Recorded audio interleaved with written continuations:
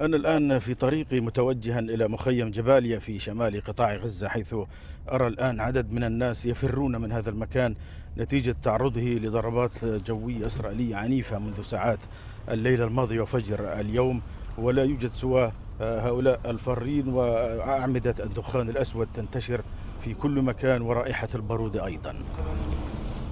الحياة هنا باتت شبه مستحيلة في ظل توقف كافة الخدمات، ومنها انقطاع الكهرباء والمياه وحتى شبكات الاتصال والإنترنت، وحتى أكوام القمامة هذه بدأت تنتشر وتتسبب في مكرهة صحية كبيرة للناس والعائلات التي تمكث هنا، وهي تقع أيضا بجوار إحدى المدارس. هناك أعمدة الدخان تتصاعد هذه الأثناء بجوار مركز اللواء، وحتى الناس بدأت تفر من مركز اللواء نفسه الذي لجأوا إليه هربا من شدة الضربات الجوية. هم خرجوا من هذه المدرسة لا يعرفون إلى أين يذهبون في هذه الأثناء.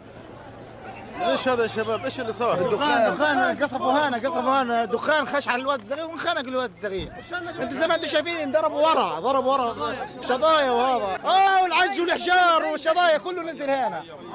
صار قصف اسرائيلي بكل انحاء المعسكر، وهذه الحاله اختناق، وهذا الحاله عم قلب مفتوح، وهذا صغير عم قلب مفتوح ومع اختناق. لا شرب لا كهرب لا ميه، حياه فيش حياه. وين حياتنا احنا يا عمي؟ كل يوم حرب، احنا كل يوم بنخسر دولنا، بنخسر اولاد. انا ابني شهيد، جوزي شهيد، واولادي مقطعين كلهم جرحى.